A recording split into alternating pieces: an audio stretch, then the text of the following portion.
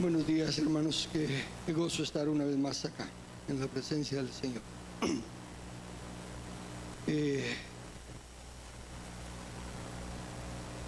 Quizá para algunos sea normal, algo así, pero sin habernos puesto de acuerdo ni nada con los directores de alabanza, han llenado mi corazón de muchos recuerdos, de mucha gratitud. Y es lo que he estado pensando en estos últimos días. De vez en cuando me cuestiono a mí mismo porque no quiero fallarle al Señor, es lo único que me preocupa. Y cuando tomo los temas como el que inicié la vez pasada y hoy voy a continuar, la perversión del Evangelio. No va a haber diapositivas. No, si no van a ver, no importa, pero no sé si las tienen, pues las pongo.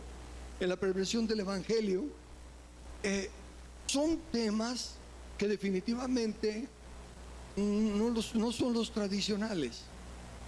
Y definitivamente también cuesta ir saliendo de las cosas.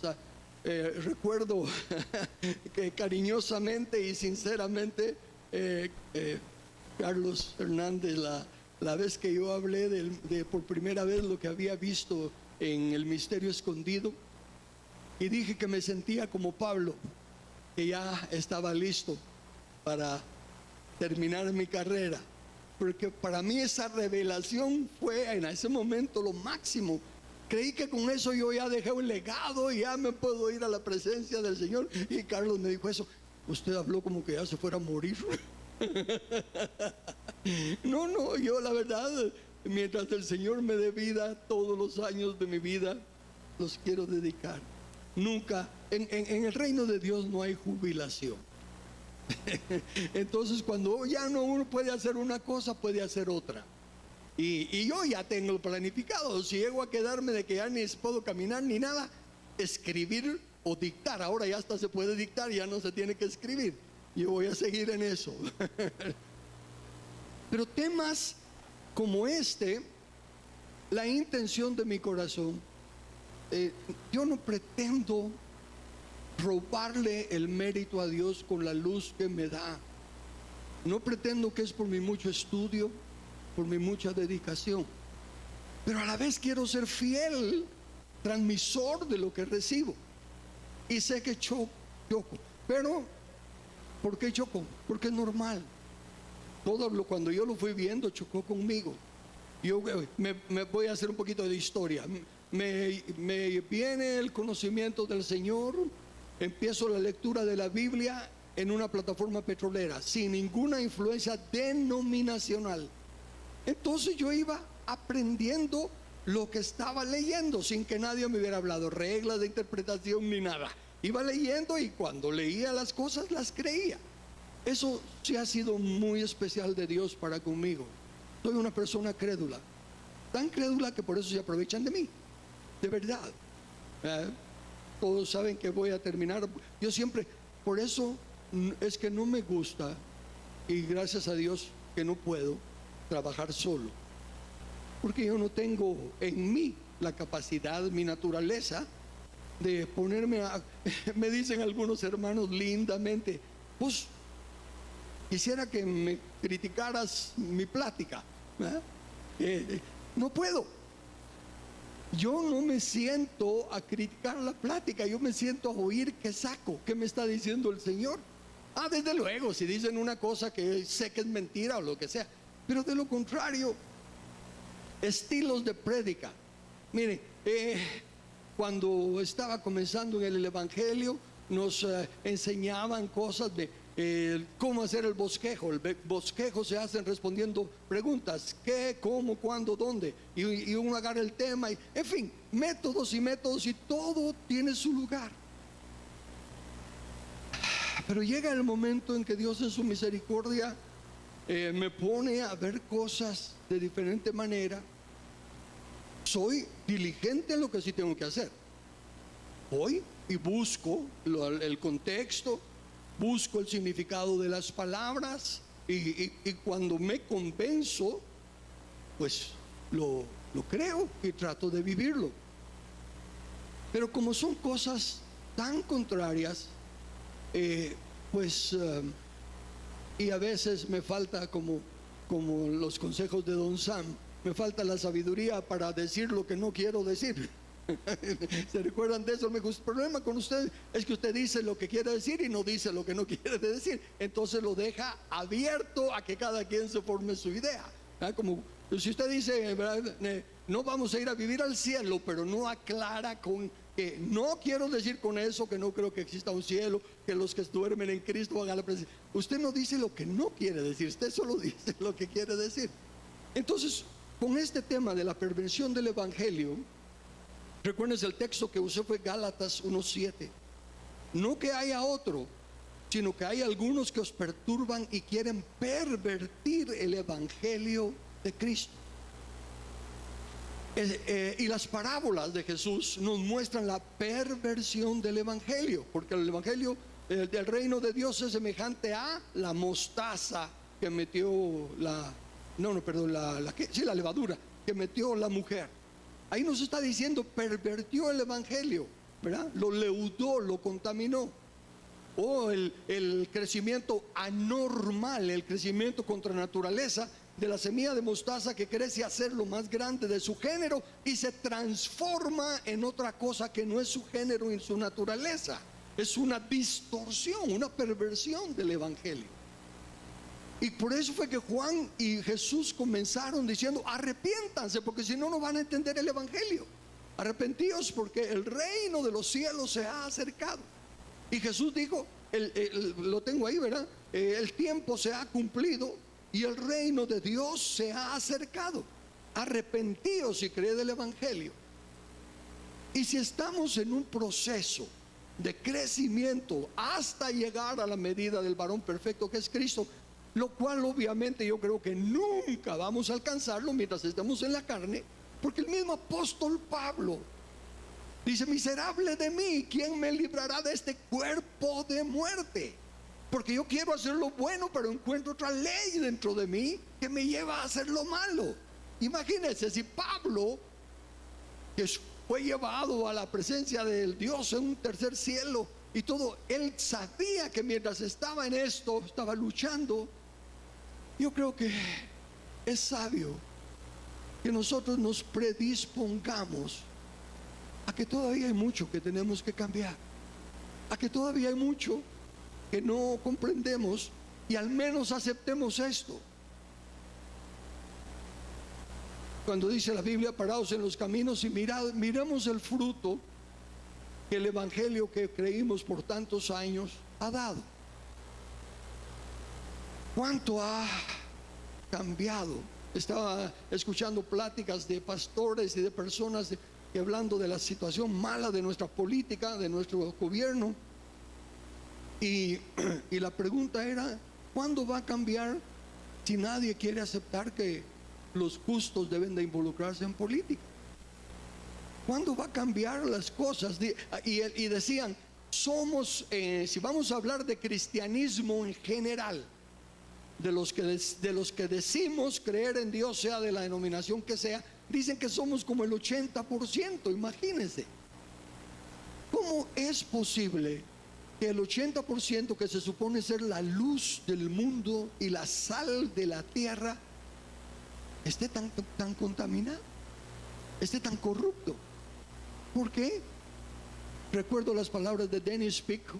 Dijo no fue Dennis Pico, fue otro hermano, ahorita se me escapa el nombre del otro hermano, pero él dice que en dando clases en las iglesias, porque él trabajaba para una organización para ir a equipar líderes, era un curso de liderazgo y iba a diferentes iglesias y era bien recibido y que entonces él le preguntaba a los pastores, a ver, hermanos,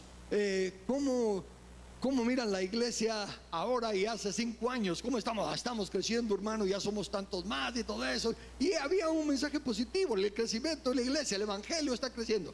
Y luego a propósito platicaba, y al rato que ya se había olvidado el tema, decía, hermanos, ¿cómo ven la situación de Guatemala? 5 años atrás, está peor, hermano. Y entonces les decía, ¿se dan cuenta? Eso no está correcto, no es justo, no es congruente. Que digamos que la iglesia está creciendo, pero a la vez que el poder de la maldad y las tinieblas vayan adelante. ¿Qué nos dice eso? Solo nos dice una cosa, que nuestro evangelio no afecta a la sociedad. Y es la verdad, todavía el evangelio no afecta a la sociedad. Entonces, les suplico que pongan a un lado, no lo pongan a un lado, sino que sencillamente escuchen lo diferente que puedo decir hoy de lo que hemos creído. No se molesten, no denme el beneficio de la duda, que lo que quiero es ser fiel a Dios y presentar la verdad como la miro, pero tengan la libertad de corregirme. Recuérdense que yo solo soy un hermano más.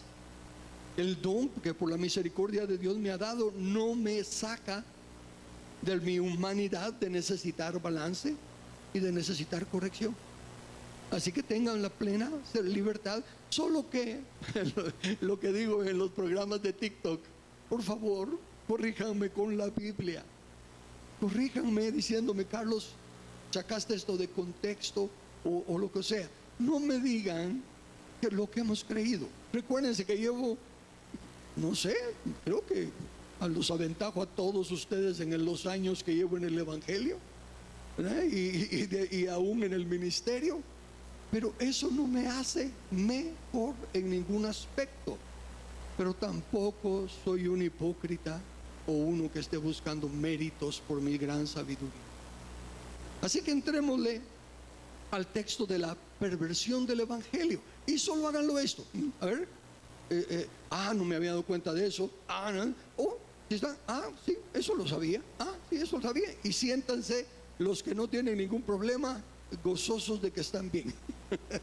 Y los que les choque, antes de desecharlo, háganse el favor y háganme el favor de llévenselo y medítenlo en su casa.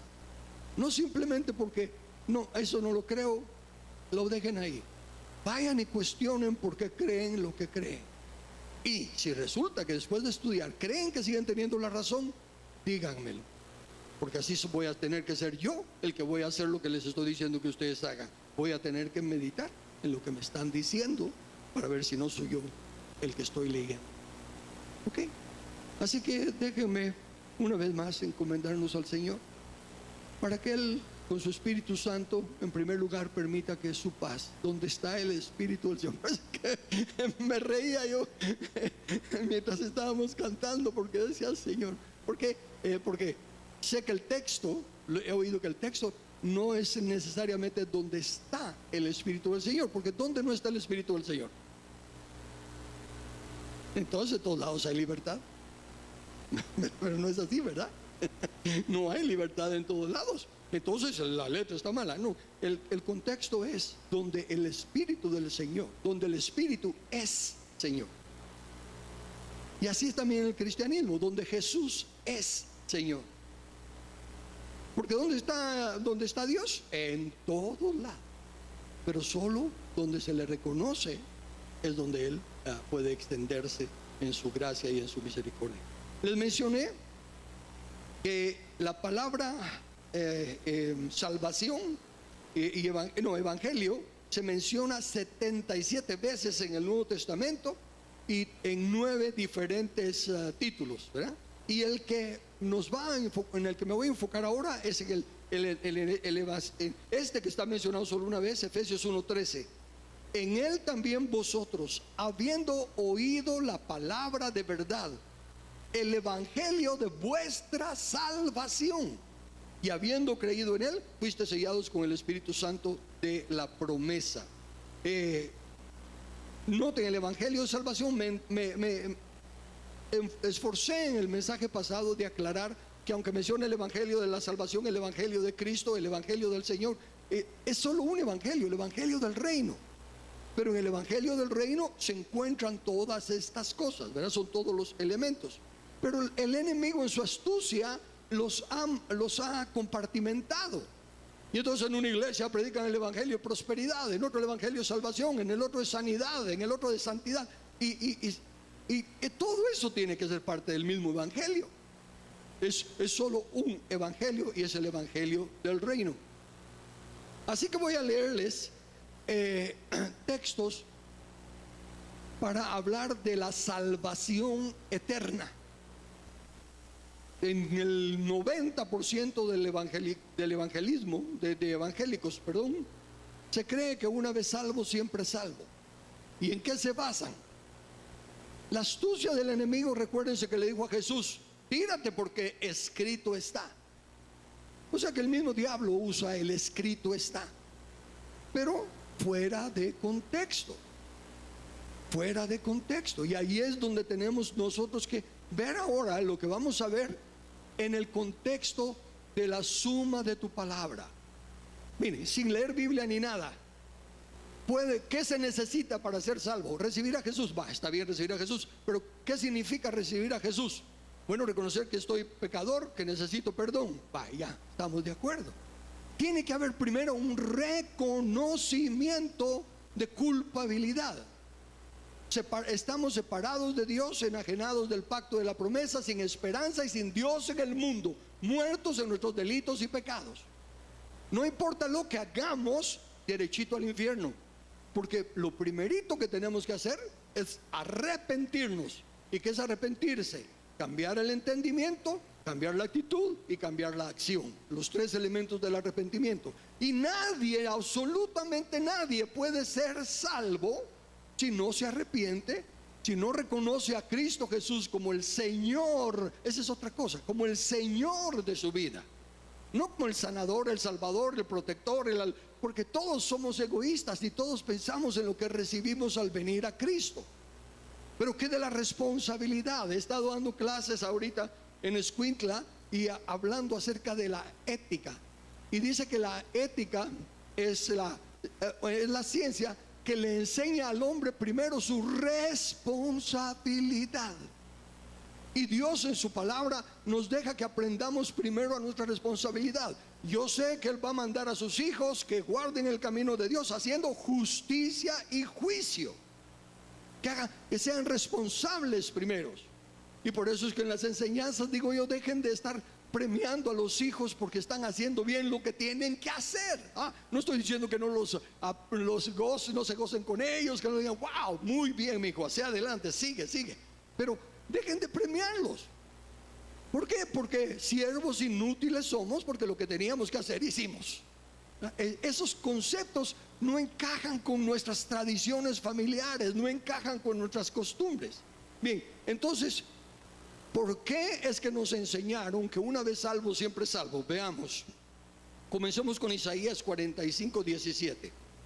Israel será salvo en Jehová, con salvación eterna.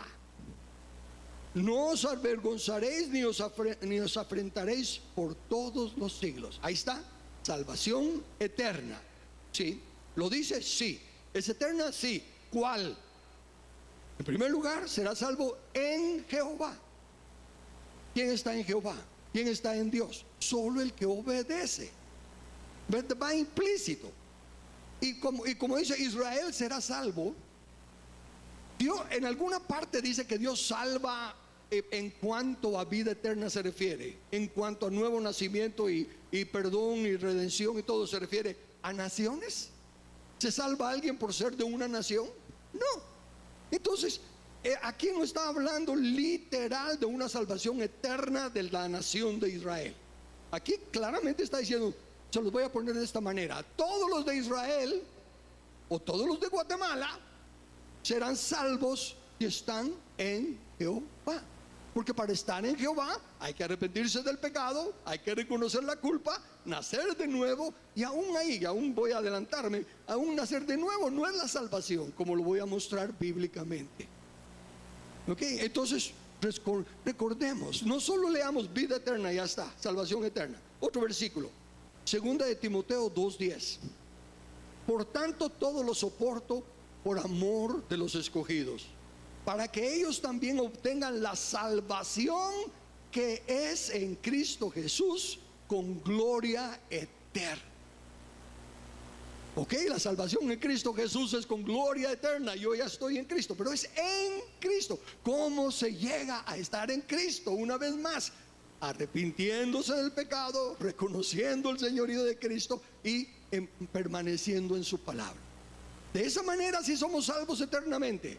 ¿Quiere alguien estar seguro de su salvación eterna? Bueno, realmente seguro, puedo estar seguro de que hasta ahorita, si me muero, soy salvo eternamente. ¿Por qué? Porque estoy caminando los caminos de Dios. Pero no puedo garantizar mi seguridad. No lo advierte la Biblia. Si el justo se apartara de la justicia con la que ha estado e hiciere la injusticia, no vivirá por su justicia, morirá por su injusticia. Entonces, el hecho de que yo sea justo hasta ahorita, ¿de qué va a depender que yo siga? Eso es lo que sigue adelante. Ese es el tema de hoy. Pero el punto al que voy es: salvación eterna garantizada no hay. ¿Por qué? La misma palabra salvación tiene diferentes significados, pero voy a seguir leyendo un versículo más. Hebreos 5:9. Habiendo sido, recuérdense que aquí leemos en español, respetando la gramática. Habiendo sido perfeccionado, vino a ser autor de eterna salvación para todos los que le obedecen. ¿Ven? El tiempo de los verbos ahí.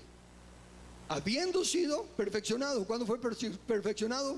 Cuando murió, conforme a su santidad, conforme a su vida correcta, y fue resucitado y justificado por Dios. Entonces fue perfeccionado. Jesús es el único perfecto. Y vino a ser, no era, vino a ser autor de eterna salvación. ¿Cuándo se convirtió en autor de eterna salvación? Cuando Él fue perfeccionado. Salvación para todos los que le obedecen. Entonces, una vez salvo, siempre salvo, porque la salvación es eterna, es una verdad de un lado, pero da por sentado, asume que le está hablando a personas que han entendido que es por nacer de nuevo, por permanecer en la palabra de Dios, que eso está escrito a lo largo y a lo largo. ¿Por qué Dios escogió a Israel y luego lo desechó? Porque le dijo: si oyeres atentamente mi voz y si guardares mi pacto, seréis. Pero Israel no oyó, no guardó, por lo tanto no fue. Sin embargo, yo sé que eso me echo encima un montón de críticas y todo lo demás, porque todos siguen creyendo hasta la fecha. Fíjense, no nos damos cuenta cómo la tradición es tan terrible que hasta la fecha seguimos pensando: ¿por qué la iglesia evangélica cree que hay un rapto y que se va a ir al cielo? ¿Por qué? ¿Cuál es el porqué de la doctrina evangélica para eso? Que Israel va a ser probado por un periodo de 3 años y medio de la gran tribulación, en el cual la iglesia es arrebatada, porque Dios va a lidiar con Israel, y esto va a ser la santificación y la redención de Israel, y entonces Israel volverá a reinar con Jesús 1000 años en el milenio. La iglesia, la novia del Cordero, los que han nacido de nuevo, los que le creen, los que lo honran, son solo un paréntesis en la historia de Israel. Todo lo contrario de lo que dice la Biblia. En todo caso, Israel fue un paréntesis forzoso, un mal necesario, hasta que viniera Cristo, que es el postrer Adán. Solo razonemos. La comisión es a Adán. Adán falla, entonces viene un postrer Adán. ¿Para qué? Para que tome la misión que el primer Adán falló. Y ha venido el postrer Adán. Se tiene que cumplir el multiplicado, llenad la tierra y sojuzgadla. porque él sí guardó la palabra de Dios. Ok, la palabra salvación, como mencioné en la plática pasada, pero repito ahora, significa rescatar o asegurar, física o moralmente, liberar, salud, salvación, salvar, salvando. En otras palabras, Dios salva de la guerra. Hay textos cuando Dios salvó a Israel de una batalla con Faraón. Entonces, las palabras salvación tiene varias implicaciones, pero el concepto de salvación eterna, ese es el que no tenemos seguro. No lo tenemos seguro en cuanto a la salvación de nuestra alma. Ahorita van a ver por qué me refiero a eso. Pensemos, ¿cuál es la condición de cualquier persona, de todos nosotros aún en el pasado, que no tiene a Cristo como Señor? Efesios 2, versículo 1 y versículos 4 y 5. Y Él os dio vida a vosotros cuando estabais muertos en vuestros delitos y pecados. Y el 4 y 5. Pero Dios, que es rico en misericordia, por su gran amor con que nos amó, aún estando nosotros muertos en pecados, nos dio vida juntamente con Cristo, por gracia sois salvos. Entonces aquí hay una salvación. ¿Cuál es la salvación que hay aquí? Cuando recibimos a Cristo, cuando nacimos de nuevo. Estábamos muertos en delitos y pecados y nacimos de nuevo. Ahora bien, ya somos salvos. No. Es necesario nacer de nuevo para ver y entrar. No se nace adentro viendo, se nace de nuevo. Pero todavía no estamos adentro. No estamos viendo en el reino de Dios. Entonces, esa no es salvación eterna. Eso ya es salvación porque nacimos de nuevo. ¿Podemos morirnos y volver a nacer de nuevo? No. Solo una vez. Es imposible, dice Hebreos, que se tenga que crucificar a Cristo otra vez para que pueda alguien que ya nació de nuevo volver a ser restaurado.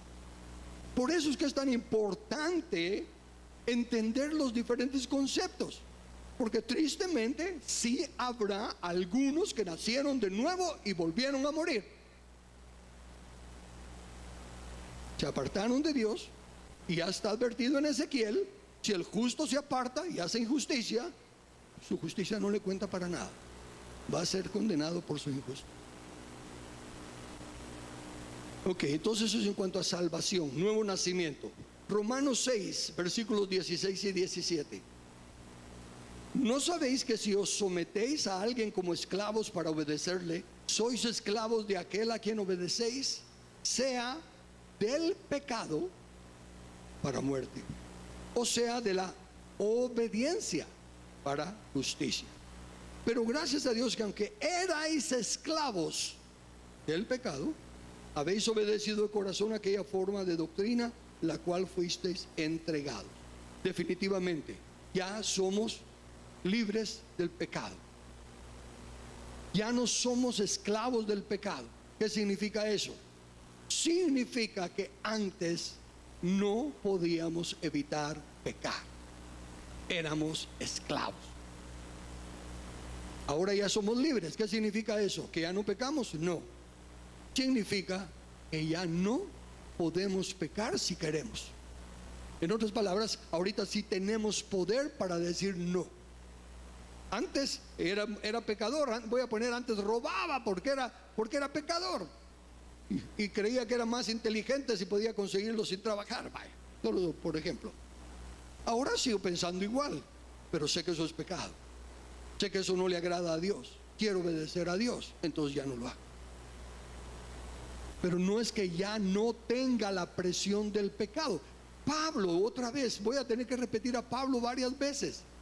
Él dice: yo no hago lo que quiero hacer. Hay cosas que todavía se me salen. Y clamo a Dios que tenga misericordia de mí, que quite ese aguijón en mi carne. Y el Señor me dice: bástate mi gracia. Bástate mi gracia. Entonces, salvación de la muerte ya la tuvimos. Hemos nacido de nuevo. Salvación de la esclavitud al pecado ya la tuvimos. Somos libres. Por eso es que Juan dice, hijitos míos, ¿verdad? Si alguno hubiera cometido pecado. ¿Por qué? Porque ahora ya podemos vivir sin pecar. Pero si alguno hubiera cometido pecado, abogado tenemos para con el Padre, a Cristo Jesús. Ellos lo están hablando y tenemos los ejemplos, los voy a mencionar más adelante. Ok, entonces, si mientras estamos en este cuerpo de carne, como les dije yo ahorita, si me muero hoy, estoy listo para estar con el Señor. Para mí el vivir es Cristo, el morir es ganancia ahorita. Pero, ¿qué tengo que hacer para que mañana también sea ganancia? Y pasado mañana, y el año entrante, y durante, mientras esté en la carne. Juan 15:4, permaneced en mí y yo en vosotros. Como el pámpano no puede llevar fruto por sí mismo si no permanece en la vid, así tampoco vosotros si no permanecéis en mí. Permanecer. Permanecer es la palabra clave. En lo que hemos alcanzado permanezcamos y estemos buscando seguir creciendo en el conocimiento y la gracia de nuestro Señor Jesucristo. Pero no asumamos, como ya soy salvo, ahora pase lo que pase, ya soy salvo. No, ese es un gran daño que le hacemos al cristianismo en general, al hacerles creer que una vez que reciben a Cristo ya tienen vida eterna. No, vida eterna, vayamos a aclarar ese término. Existencia eterna la tenemos todos porque somos espíritus eternos creados a la imagen de Dios. Pero la vida está en el Hijo. Fuera del Hijo es existencia eterna en condenación, separados de Dios. Vida eterna es permanecer en el Hijo. Les leo Colosenses 1, 21 al 23. Y a vosotros también, que erais en otro tiempo extraños y enemigos en vuestra mente. Paro ahí. Pablo está dando por sentado que ahora que estamos en Cristo estamos escudriñando las Escrituras y estamos cambiando nuestra forma de pensar conforme nos damos cuenta que era tradición familiar, cultural, religiosa, la que sea, pero era una tradición no conforme a Cristo, sino que conforme a los rudimentos del mundo. Ok, entonces eras en los últimos años enemigos en vuestra mente, haciendo malas obras. Ahora os ha reconciliado en su cuerpo de carne por medio de la muerte, para presentaros santos y sin mancha e irreprensibles delante de él. ¿Quién es santo, sin mancha e irreprensible? Solo Jesús. Para que nosotros seamos presentados delante de Dios en esa condición, tenemos que estar en Jesús, permanecer en Él. Él es el que es sin mancha y irreprensible delante de Dios. Ahora noten cómo continúa diciendo, así que leo un poquito atrás para que agarre el sentido. Para presentaros santos y sin mancha e irreprensibles delante de Él, si en verdad permanecéis fundados y firmes en la fe y sin moveros de la esperanza del evangelio que habéis oído, el cual se predica en toda la creación que está debajo del cielo, del cual yo, Pablo, fui hecho ministro. ¿Están dando cuenta de la condicional? No es automático permanecer en Él. Eso depende de nosotros. Pero ¿de dónde sacamos el concepto de que una vez salvo, siempre salvo? De verdades bíblicas, tal como el diablo escrito está. Por ejemplo, Romanos 8:37. Por lo cual estoy seguro que ni la muerte, ni la vida, ni ángeles, ni principados, ni potestades, ni lo presente, ni lo porvenir, ni lo alto, ni lo profundo, ni ninguna otra cosa creada nos podrá separar del amor de Dios que es en Cristo Jesús, Señor nuestro. Es verdad 100%, gloriosa verdad. gloriosa revelación del amor y la manifestación de Dios. Pregunto, ¿quién podía separar a Adán y Eva del amor de Dios?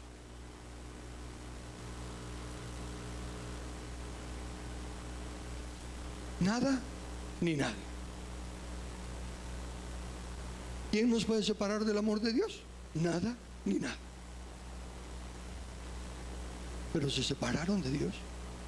Y ahí es donde entra la justicia de Dios. Dice Proverbios, refiriéndose a nosotros los humanos, que el justo, aún jurando en daño suyo, no cambia, porque ya juró. Y si después se da cuenta que metió las 4, que las cosas no eran así, que le va a salir mal, que en lugar de ganar va a perder, pero ya juró. Y aún jurando en daño suyo, no cambia. ¿Cuánto más el único juez justo?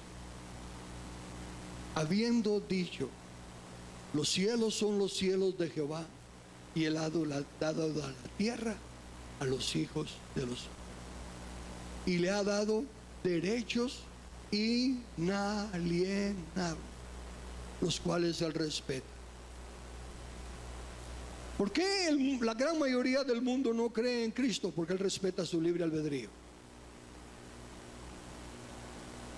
Él dice, yo no quiero que se pierda ninguno, yo quiero salvarlos a todos, pero cada uno escoge si me deja salvarlo o no. Y ahí es donde entra en aquellos que agarran las palabras aisladas, la soberanía de Dios. Dios es soberano, y por ejemplo, si él escoge para salvar a nada ni nadie puede evitar que lo escoja. Tú te vienes porque yo te escogí. Ese no es Dios. Él no viola los derechos inalienables que nos ha dado. Por eso nuestras oraciones, Señor, cámbiame, transfórmame, tienen que llevar otro entendimiento. Porque Dios dice, claro, quiero cambiarte, quiero transformarte, haz esto. Señor, cámbiame, transfórmame, no puedo hacer eso, hazlo tú por mí. Como les digo, no es justo pedirle a Dios que Él haga por nosotros lo que Él ya nos delegó que hagamos. Él nos ha dicho los pasos que tenemos para que nuestro matrimonio funcione, los pasos que tenemos para educar a nuestros hijos, los pasos que tenemos para ser buenos empleados o buenos jefes, buenos ciudadanos o buenos gobernantes. Está todo ahí. Por eso citar Segunda de Crónicas 17:14, Señor, si se humillare mi pueblo, eso no cambia nada. Ya digo, si se humillare y se arrepintiere de sus caminos, eso es lo que hay que hacer. ¿De qué tenemos que humillarnos, Señor? De esto. ¿Y cuáles son los malos caminos que tenemos que dejar? Eso es lo que tenemos que hacer. No pedirle, Señor, salva nuestra patria, Señor, cámbiala a esos malvados. Ya nos dijo qué hacer. No es justo estarle pidiendo que Él haga lo que ya nos delegó.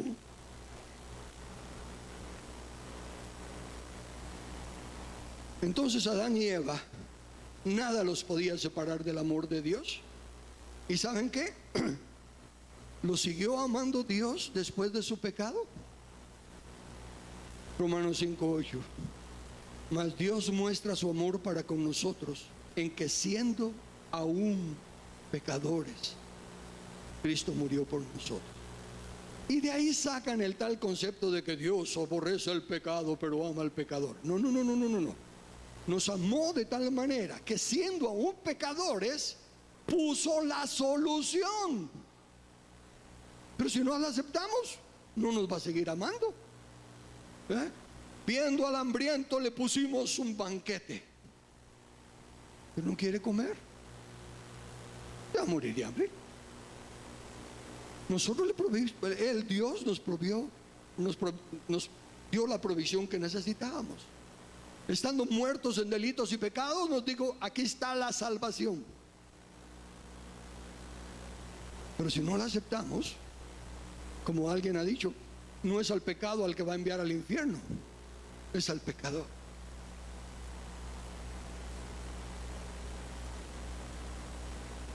Entonces tenemos que recordar la única condición que Dios nos puso desde el principio. Hermanos, Dios solo puso una condición.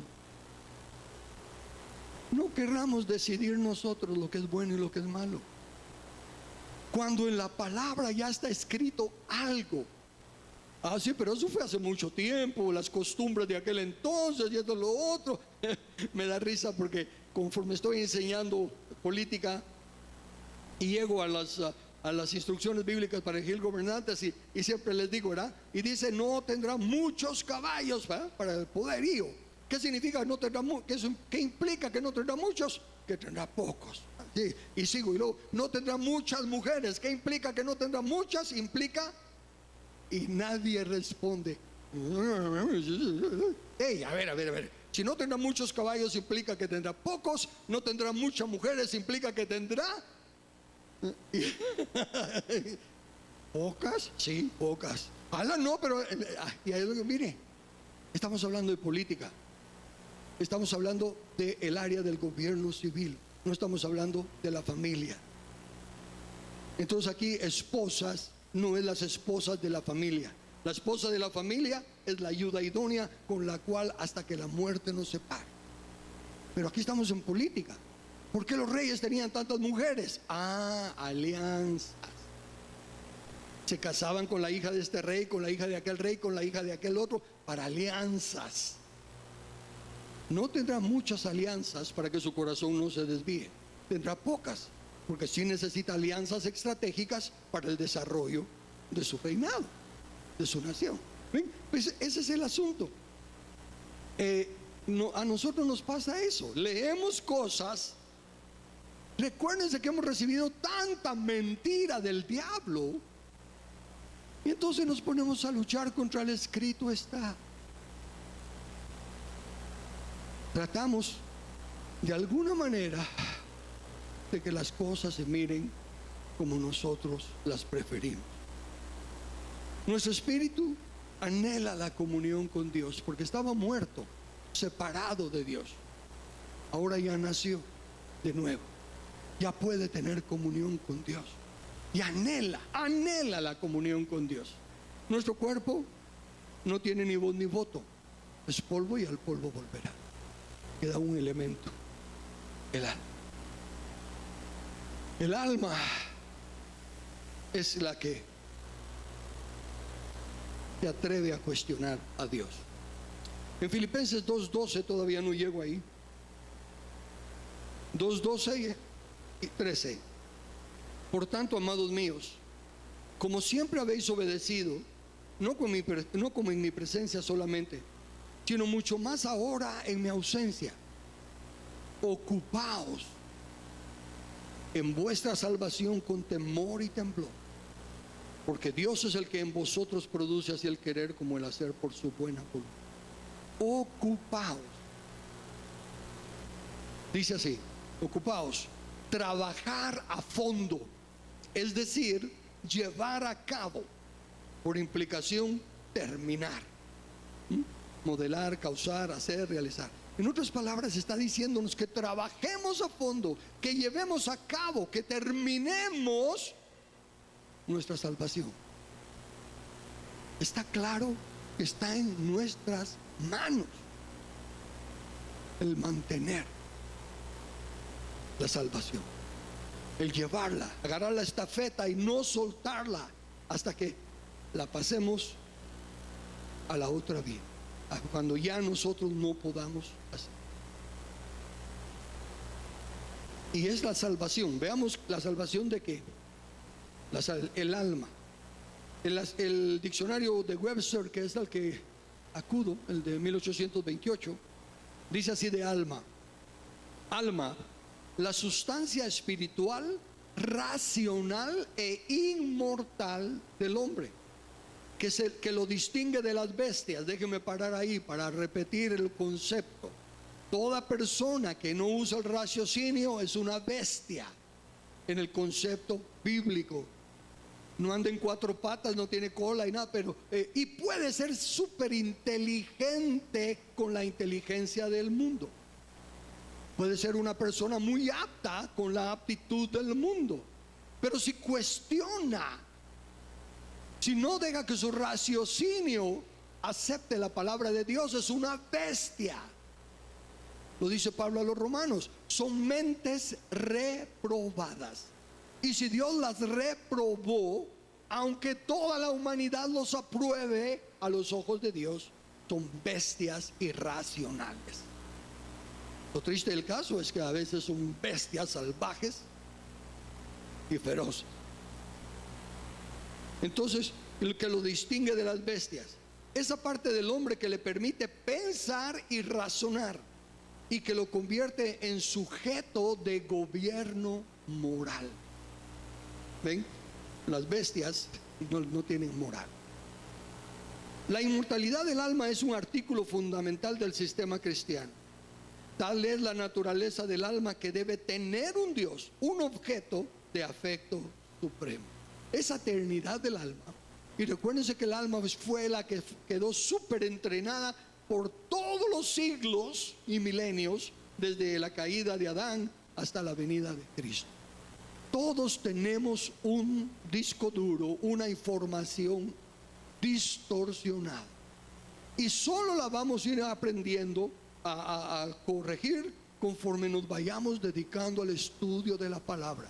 Y en la palabra, en la Biblia, ahí está, es como cuando, volviendo a las películas de antaño, que se reflejaban en la historia real de cuando las escuelitas del pueblo era para todas las edades. Ahí llegaba el niño de primero, el de segundo, el de tercero y el de cuarto, y el maestro, la maestra se las tenía que arreglar. Y en el libro, así es la Biblia. La Biblia es un libro de texto para todas las edades. Y nosotros, nuestra edad espiritual, desde que nacemos de nuevo, vamos a entender la lechita espiritual. Y si caminamos en esa lechita espiritual, nos van a añadir cereal. Y si comemos el cereal, ya nos van a dar frutas y verduras. Y así hasta que podamos comer carne. Pero depende de nosotros. Es a cada uno de nosotros el que tiene que comer.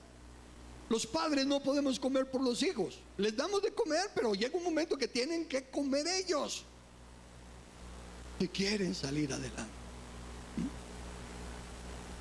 Entonces, el alma es el elemento, el aspecto de nuestro ser que está todavía en pecado.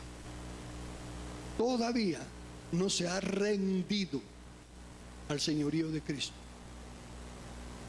Y el espíritu nuestro, si no está fortalecido por la palabra, todavía sigue siendo influenciado por el alma.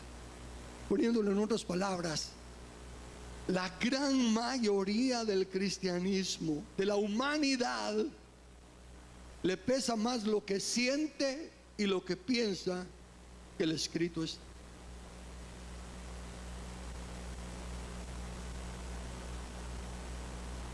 Se le olvida que el corazón es engañoso.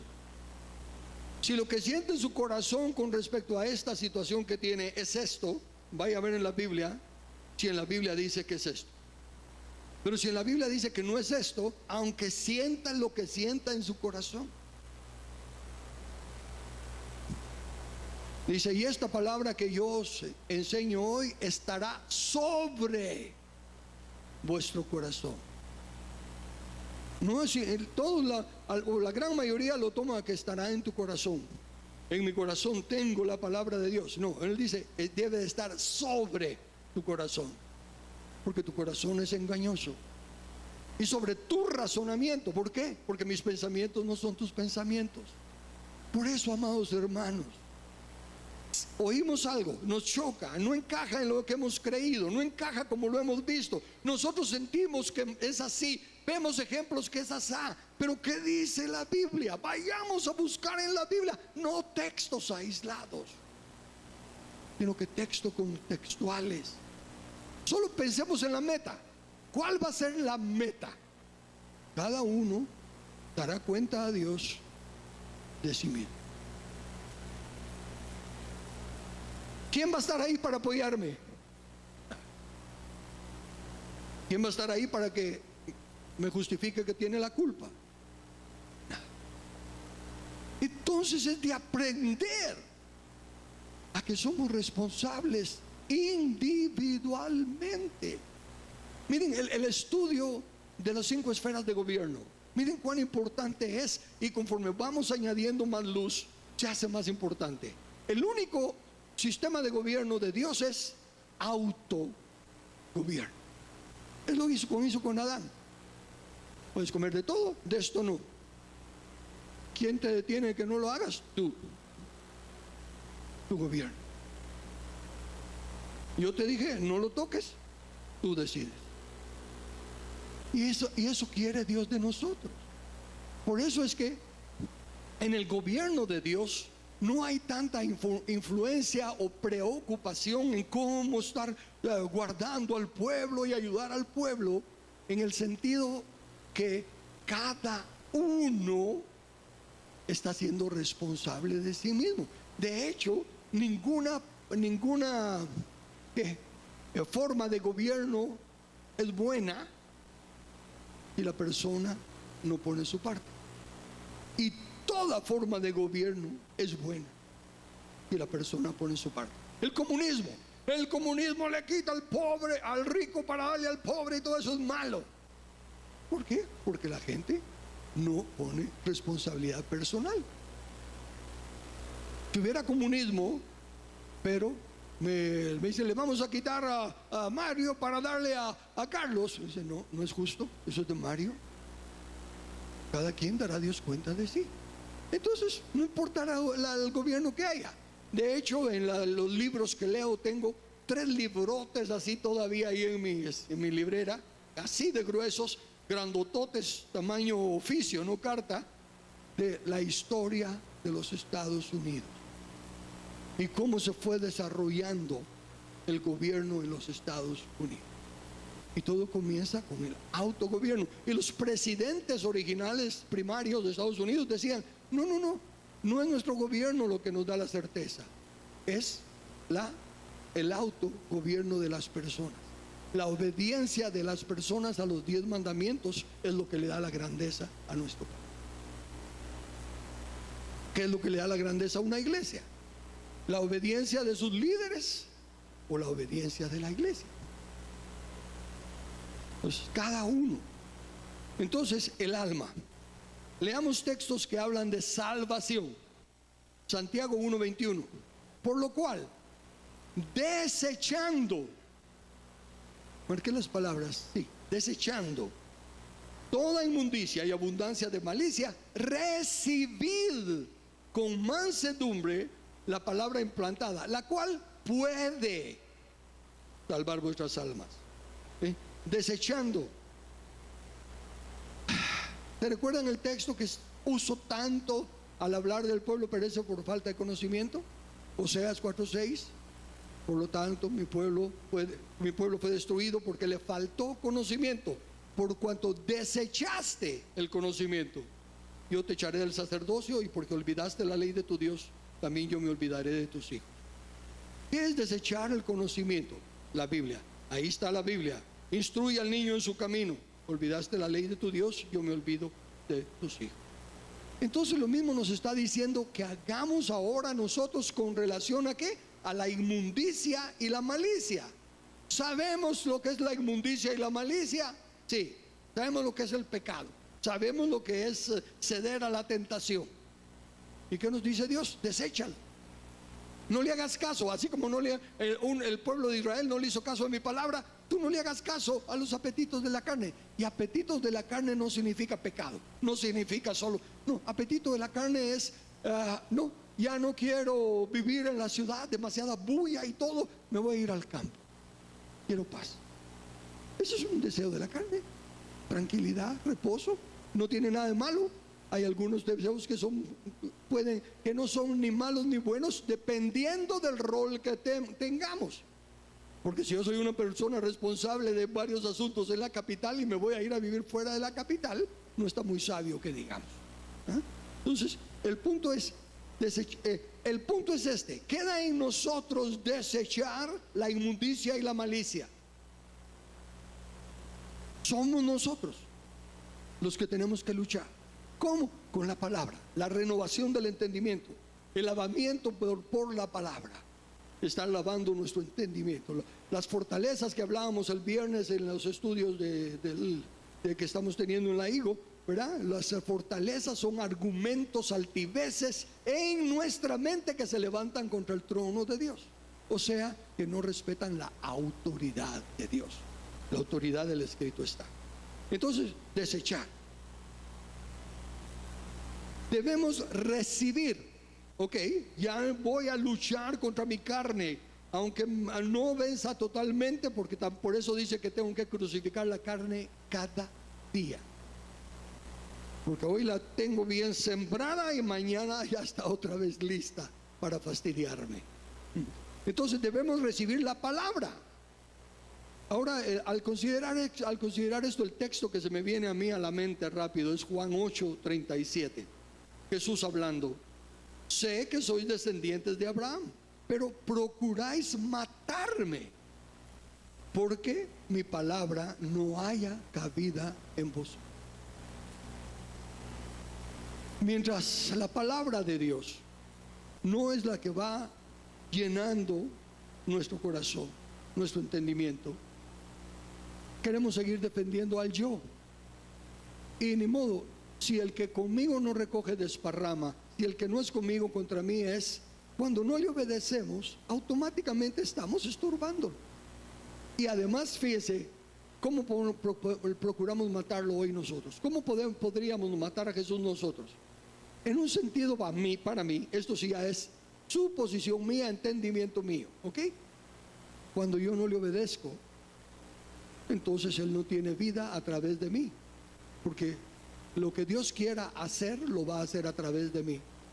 Él no va a venir y va a hacer en la vuelta otra vez a la familia. Él no va a hacer que Lili crea que yo soy un buen esposo. Él no lo va a hacer por mí. ¿Sí? Va a mostrarle amor a Lili a través de mí. Pero yo tengo que creerle a Dios lo que significa amar a Lili. Y ahí entra el entendimiento. ¿Por qué? Porque el diablo en su astucia toma los resultados o consecuencias de tener un amor verdadero y los pone como que esos son lo natural, pero la parte sentimental nada más. El concepto de si no le llevo flores en el día de la madre o en el día de San Valentín y todas esas cosas que lo ven a uno raro, eso no me hace a mí soy el mejor esposo. Claro que sí. No, a los ojos del mundo. Pero no cambia nada en mi relación con Lili. Pero a ella le gustan, le alegran. Ok, entonces, si le gustan y le alegran, sí se los puede llevar. No porque sea San Valentín, otro día. Con nuestros hijos, para irles enseñando que no había que celebrar días y todo lo demás, no les dábamos un regalo en el día de los regalos. Pero en otro día que no tenía nada que ver con ninguna fecha, porque son nuestros hijos, porque los amamos, no porque es el día tal y tal. Y entonces ahí viene el aspecto de que lo primero, entonces mi palabra no haya cabida en vosotros. Y en la enseñanza uso el ejemplo de las dos razones por las cuales algo no cabe donde se quiere meter. Quiero guardar esto aquí, pero no cabe. ¿Por qué no cabe? Porque ya está lleno. Y si la palabra de Dios no haya cabida en nosotros, es porque ya estamos llenos. Y en este caso nuestra alma ya está llena. Es aquello de que cuesta cerrar la gaveta del alma. Está llena. Entonces, ¿cómo va a caber la palabra de Dios? Lógico, la única respuesta, sacando algo de lo que ya está allí.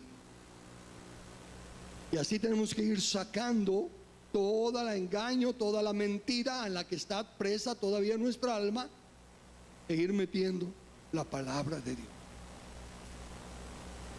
Y la otra forma es la forma, y uso el ejemplo de la pelota plástica que tenían nuestros hijos. Era una pelota plástica María, tenía un hoyo en forma de estrella, hoyo en forma de cuadro, hoyo en forma de círculo, hoyo en forma así alargada, y las piezas. Y tratar de meter la estrella en el cuadrado no funcionaba, o el círculo en la estrella tampoco. O sea que si no cabe la palabra de Dios en nuestra alma, es por la forma en la que del hoyo que tenemos en el alma. Y viene la palabra de Dios que tiene una forma y no cabe. Y nosotros queremos ver cómo limamos la palabra de Dios para que quepa.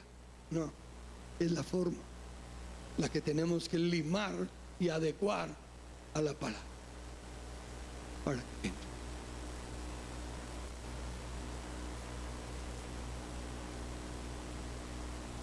Por eso fue que insisto otra vez. Juan y Jesús comenzaron llamando al arrepentimiento. Tenemos que cambiar nuestra forma de pensar. Evaluemos una vez más, hermanos, evaluemos una vez más por qué creo que tengo fe en Dios. ¿Por qué este es mi caminar con Dios? ¿Por qué actúo de esta manera? ¿Por qué valoro estas cosas de esta manera? ¿Por qué valoro estas? ¿Y por qué? Cada uno de nosotros. Y lleguemos cada uno de nosotros a un entendimiento de que Dios, esto es lo que entiendo de tu palabra. Que sea por convicción, no por tradición.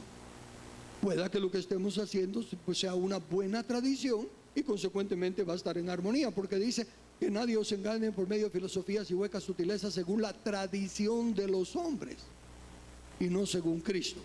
O sea que sí pueden haber tradiciones, de hecho las hay, la mesa del Señor y otras que son de Cristo. Pero eso es el primer paso, cada uno de nosotros, ya no simplemente, como les digo, no solo tomemos lo que oímos y no, eso no estoy de acuerdo. ¿Por qué no? ¿Acaso no me llama la Biblia a ser transformado por medio de la renovación de mi entendimiento? ¿Ya habré terminado de transformarme? ¿Ya el entendimiento que tengo ya me llevó a la plenitud de lo que me supongo ser? ¿O todavía habrá algunas cositas que cambiar en mí? ¿Y cómo las voy a cambiar si ya no le doy lugar a la palabra? ¿Para qué? Otro versículo bíblico, Primera de Pedro 1:9. Obteniendo el fin, la meta, el propósito, la razón de vuestra fe, que es la salvación de vuestras almas. Entonces el fin de mi fe es salvar mi alma. Ya nací de nuevo. Ya soy libre del pecado. Entonces, ¿por qué no ando en la santidad cuando hubo Jesús? Porque todavía tengo un alma que no es salva. Un alma que, como es eterna, no murió y no necesita nacer de nuevo. Pero sí necesita ser transformada. Y la única forma de transformarla es con la palabra de Dios. El fin de nuestra fe, entonces, es la salvación de nuestra alma. Por eso es que nos dice, ocupaos en vuestra salvación. Y hermanos, el ejemplo más grande, Cristo Jesús. Imagínense el que desde el vientre de su madre estaba ya lleno del Espíritu Santo. Bueno, de Cristo. Niño es nacido, hijo es dado. No conoció pecado, no habló mentira. El único santo, el único perfecto, el único que su alma fue protegida desde el vientre de su madre y en todo su caminar, y vio la injusticia de los injustos, la hipocresía, la maldad, la ignorancia, lo vio todo, pero estaba protegida su alma porque el perfecto amor echa fuera el temor. Lo querían tirar desde un monte porque estaba hablando lo que estaba. No tuvo ningún temor, pasó en medio de ellos. Pero cuando llegó el momento de pagar el precio de la redención, cuando el hijo le dijo, ahora te toca tu parte. Él ya sabía, él ya lo sabía en Juan 12:27. Noten, ahora está turbada. ¿Qué es enturbiar el agua? Ya no es cristalina, ya no se ve claro, está mero nublado el asunto. Mi alma ahorita ya no está tan clara. ¿Y qué diré? Padre, sálvame de esta hora. No, mas para esto he llegado a esto. Pero ¿qué empezó? A turbarse su alma. Y no había vivido en pecado. Me refiero pues practicado cometido. Sí lo miraba por todos lados, pero su alma estaba protegida porque el perfecto amor echa fuera el temor. Él no temía. Dios estaba con él y en él. Pero llegó la hora. Llegó la hora. Y en Marcos 14:34, y les dijo: mi alma está muy triste hasta la muerte. Quedaos aquí y velad.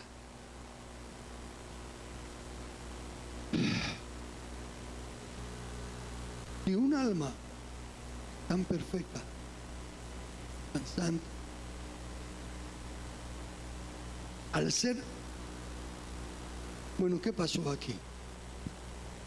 ¿Cómo es que Jesús, su alma tuvo esa transformación? Pero de lo contrario, no para bien, sino que para mal. Nosotros tenemos que transformarnos del mal en el que estamos para el bien que Dios anhela. Pero el alma de Jesús se transformó del bien en el que estaba para el mal y empezar a tener temor. ¿Qué fuerza tan grande hubo para provocar esa distorsión en el alma de Jesús? Mientras tenía en él habita la plenitud de la deidad. Mientras tenía la plenitud de la deidad, es lo que dice Juan 1:4. En él, el verbo es Cristo, Dios Hijo. En el verbo estaba la vida, y la vida era la luz de los hombres. Y Jesús estaba lleno de la plenitud de la deidad. Pero de repente, cuando es la hora de cumplir su misión, ¿cuál es su misión? Y ahí está la respuesta. 2 Corintios 5:21. Al que no conoció pecado, por nosotros lo hizo pecado, para que nosotros fuésemos hechos justicia de Dios. De repente el alma de Jesús está cargando toda la carga de mi alma, de nuestra. Él es hecho pecado con nuestro pecado. Y a pesar de todo lo que fue el camino con el Señor, su alma vaciló. Por primera vez cuestionó, pero rápido se arrepintió, la voluntad de Dios. Padre, si es posible, nunca el alma de Jesús pondría en tela de juicio la palabra de Dios. Entonces lo que Dios nos pide es que aceptemos eso. Ya somos redimidos, nacidos de nuevo, librados del pecado. Pero nuestra alma requiere nuestra parte, por el libre albedrío, por los derechos inalienables. Pedirle a Dios que sea Él el que haga literalmente la obra en nosotros es pedirle que viole su palabra, de que nos dio un derecho. Está respetando nuestra voluntad. Ahí está la tierra prometida, poséanla, yo les doy la victoria. Uy, no, hay gigantes y muros, no los meto a la fuerza, les prometí que se las doy, pero ustedes tienen que ir y tomarla. Dios quiere salvar nuestra alma, ya lo demostró, y está dispuesto a trabajar con nosotros. Por un pasito que nosotros damos, Él nos da una fortaleza tremenda para poder dar más. Pero tiene que haber una disposición. Padre, si es posible, no que se haga tu voluntad. Tu voluntad es que yo pase por esa experiencia que no quiero pasar. ¿Cuál es la experiencia que no quieres pasar? ¿No sabías que te iban a crucificar? Sí, tú lo dijiste. Me van a llevar, me van a escupir, me van a pegar y me van a matar. ¿Y cómo es que ahora no quieres pasar? No, no es eso. Es que para pasar eso el Padre me tiene que amar. Y nunca es fuera de la comunión. Y no he hecho absolutamente nada por lo cual mi Padre es. Eso es lo que aflige a su. Pero ¿cuál es el amor a Dios? Si me amáis, guarda mi mano. El que me ama, ese. El que me obedece, ese. El que. Y Jesús, por amor a Dios, obedeció. Entonces, yo quiero que meditemos en nuestra alma. Palabras más, palabras menos, pero ya leímos lo que el diccionario dice. El centro de nuestra voluntad está en el alma. Si estuviera en el espíritu, Pablo dice claramente, yo anhelo hacer la obra de Dios, lo quiero con todo mi corazón. El espíritu, nuestro espíritu anhela la comunión con Dios. Jesús amaba la comunión con Dios. Pero el alma dice, es que no se siente bien, es que no se mira bien, es que todos los demás lo hacen así. Y seguimos esclavizados almáticamente de las tradiciones culturales, familiares, religiosas. Y tienen mucho de bien, porque el diablo es astuto. No nos pone a luchar con algo horrible y peludo y feo. Se presenta como ángel de luz. No en la persona, porque también ya lo sabríamos, que si se nos aparece un chulito ahí, ¿verdad? No sé, pero las opciones que nos ponen parecen tan buenas, tan loables, y humanamente hablando lo son. En tu nombre profetizamos, sanamos enfermos, echamos fuera demonios. No tiene nada de malo. Por el contrario, es loable. Pero está transformando nuestra alma, o por el contrario, la está fortaleciendo en que estamos haciendo lo bueno. Miren el fruto que estamos teniendo. Pero llega el día en que estaremos uno a uno. Y la pregunta va a ser, ¿entendiste que mi palabra decía esto? Sí, Señor, pero hicimos esto y esto y esto y esto y esto, sí. Pero no es.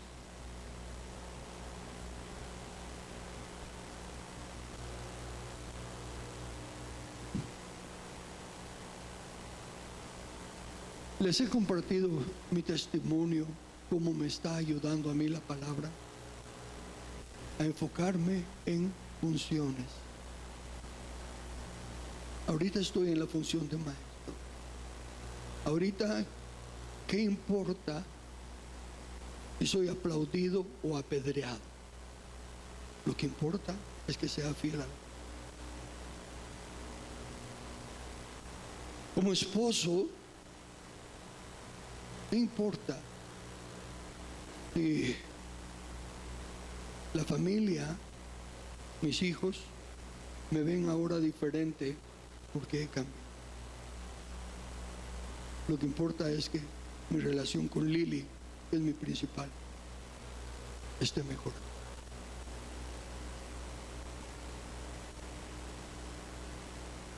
Como ciudadano, ¿qué importa si sé que es un fraude lo que tenemos? Y sé que los gobernantes son unos ladrones terribles, pero no estoy haciendo nada con las instrucciones bíblicas que Dios ha dado para elegir gobernador. Yo no estoy tratando de enseñar como ciudadano. Y quiero que venga su reino y sea hecha su voluntad aquí en la tierra como es hecha en el cielo. ¿Qué estoy haciendo? ¿A quién le cuento? Así como aprendí tantas diferentes formas de presentarle a una persona que necesitaba nacer de nuevo, que fui de puerta en puerta, que enseñé cursos de equipamiento para testificar. ¿Qué estoy haciendo en cuanto a la única condición que Dios tiene para que Cristo regrese, que es poner a sus enemigos por estrado de sus pies? Yo les animo a que hagan ese ejercicio. Miren su rol. Y a hermanos especialmente, miren su rol, en su rol de cabeza, esposos. Porque como hombre que soy, como humano que soy, como esposo que soy, hubo veces, varias veces, en que aún no estando de acuerdo, con tal de no pelear con Lili, dejaba que las cosas. Hasta que tuve que hablarle. Y en los más de 56 años de casados que llevamos, solo vienen a mi mente 3 o 4 ocasiones en las que tuve que decirle, sí, pero la Biblia dice. Porque no me importa si el único que tiene que cambiar soy yo. Me refiero, si lo que Lili, si son gustos, mi gusto es este y el gusto de Lili es ese, no me importa sacrificar mi gusto. Pero si es un principio, no lo sacrifico ni por Lili. Es mi más grande responsabilidad ante Dios. El alma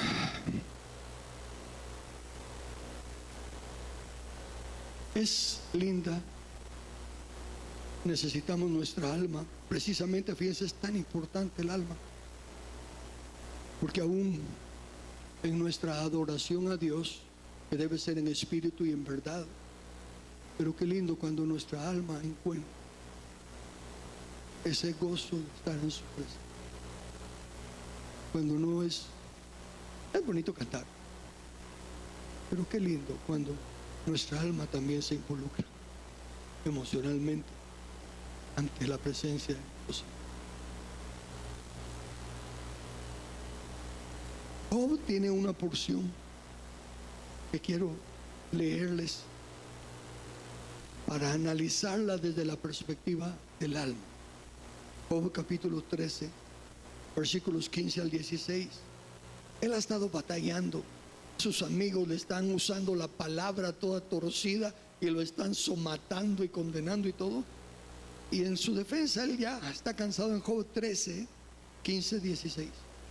He aquí, aunque él me matare, en él esperaré. Miren qué confesión tan grande. Aunque él me matare, en él esperaré. Y creo que lo creía. Pienso que era sincero. No obstante, el Espíritu para mí sería el que dijera, bueno, no obstante, defenderé delante de él mis caminos. Porque mis caminos son buenos. Yo he educado bien a mis hijos y cada vez que se van de fiesta yo pago sacrificio para que Dios los perdone y todo. Yo estoy haciendo mi parte. Y tengo mis empleados y no miro a uno necesitado sin que yo le supla su necesidad. Y mis caminos son buenos. Y de hecho, comparándolo en la humanidad, Dios dijo que era un hombre justo. Pero no obstante, defenderé delante de él mis caminos. Y él mismo será mi salvación, porque no entrará en su presencia el impío. Y yo no soy impío. O sea que él va a mostrar que yo soy justo y él va a ser mi salvación. Un alma convencida de su justicia. Con la gran diferencia conmigo, él estaba muerto en sus delitos y pecados. No había nacido de nuevo. Él no tiene la bendición que yo tengo de haber nacido de nuevo, de poder ver otra en comunión a mí. Y aún así, su alma estaba convencida de que estaba bien. Dios le extiende gracia, misericordia y lo pone en su lugar. Le hace ante el diablo. ¿Has visto a Job? No hay otro como él. Humanamente hablando, no hay otro como él. Pero a él, cuidadito, Job. ¿Qué sabes tú en realidad? Estaba su presente cuando y lo pone en su lugar y lo amaba. David, eso me parecía yo, David, varón conforme al corazón de Dios, mató, metió adulterio y le ponía los moños, porque cuando aquel Nabal no quiso darles comida a sus criados, dijo, vamos a ir a matar a todos por ese desventurado. Eso no era justo. Pero era David, conforme al corazón de Dios. ¿Qué tenía David para que Dios lo separara como alguien conforme a su corazón? ¿Qué es lo que Dios pide de nosotros? Oh hombre, Él te ha enseñado lo que es bueno. ¿Y qué pide Dios de ti? Hacer justicia. Primero, buscar primeramente su justicia. Enséñale a tus hijos justicia. ¿Qué pasaba con David, el pecadorote, el adúltero? Estando muerto en sus delitos y pecados, no siendo libre de la esclavitud del pecado, tan pronto le mostraba su injusticia, él se arrepentía y buscaba la justicia.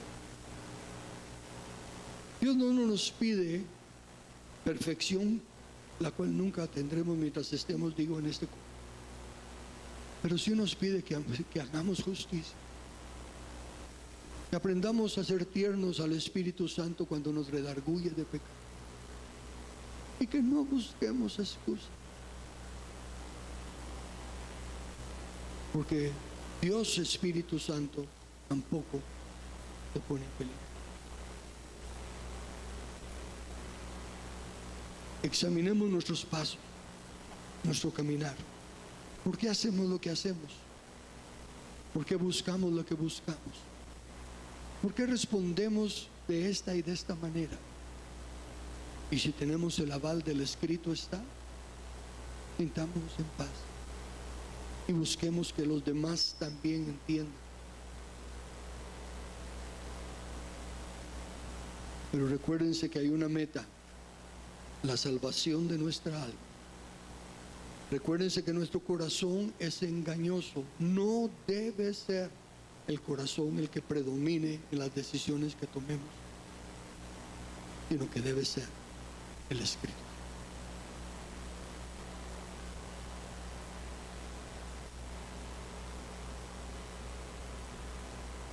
Voy a orar. Cada uno de ustedes, como sienta en su corazón orar, ore.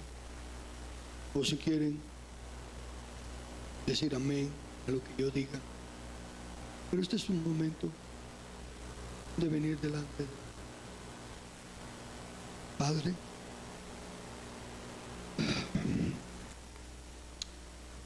Tú eres el único santo. Tú eres el único justo. Y solo tú tienes amor perfecto. Creemos con todo nuestro corazón que tu palabra es verdad. Reconocemos sin lugar a duda que lo que está escrito es lo que tú quieres que haga. Pensamos sinceramente que lo que buscamos es agradarte. Pero tu palabra nos redarguye de que nuestros caminos no son tus caminos, que nuestra forma de pensar no es completamente ni mayormente como la.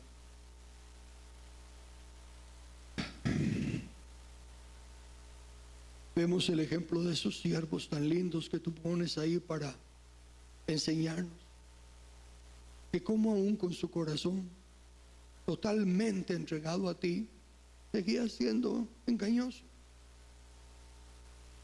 Pero vemos tu misericordia, como tú lo reconocías y que lo perdonabas. Claro, no dejabas de dar el castigo pertinente, porque tu santidad no te permite, tu justicia no te permite hacer pasar por alto el castigo de la culpa, excepto ese castigo imposible de pagar de nuestro Señor Jesús. Padre, hablo como persona yo ahorita, no necesariamente como la congregación. Hay tanto con lo que nuestra alma compara, que otros, que a nuestro juicio, que a mi juicio, imperfecto, limitado, no parecen estar proclamando tu reino, sin embargo tienen tantos recursos para hacerlo.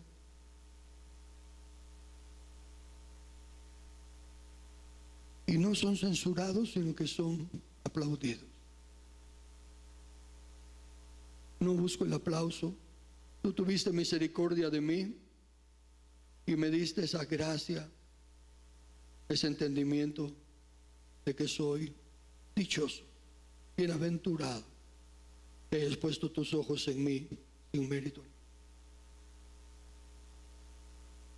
Y pienso que a veces en mi celo es que desearía que las cosas fueran diferentes para proclamar tu reino y tu. Pero al igual que aprendí de mi Señor Jesús, siempre añado: no se haga mi voluntad sino la tuya, porque no entiendo. Quizá es estando en esta condición de pequeño, menospreciado, que tu palabra tenga mayor valor en donde tú quieres. Pero te pido ahora sí, como congregación, Señor, alumbra los ojos de nuestro entendimiento. Yo confío y creo en mi corazón que cada uno de los hermanos y presentes y los que aún no están hoy, pero están con nosotros, cada uno lo que busca es hacer tu voluntad. Pero ahorita estamos meditando en que nuestra alma está tan confundida que no tiene certeza para juzgar conforme a tu palabra. Así que ayúdanos que ahora que busquemos en tu palabra respuestas a nuestras inquietudes, ten a bien darnos más. Ten a bien ser paciente y misericordioso y mostrarnos cuán lejos, cuán cerca o cuán en tu camino está. Anhelamos ese día glorioso de poder verte cara a cara y darte gracias por habernos guardado. Amado Espíritu Santo, por ayudarnos a permanecer, por enseñarnos, por recordarnos, para que caminemos reconociendo que tú eres Señor y haciendo tú con gratitud, en el nombre de Jesús.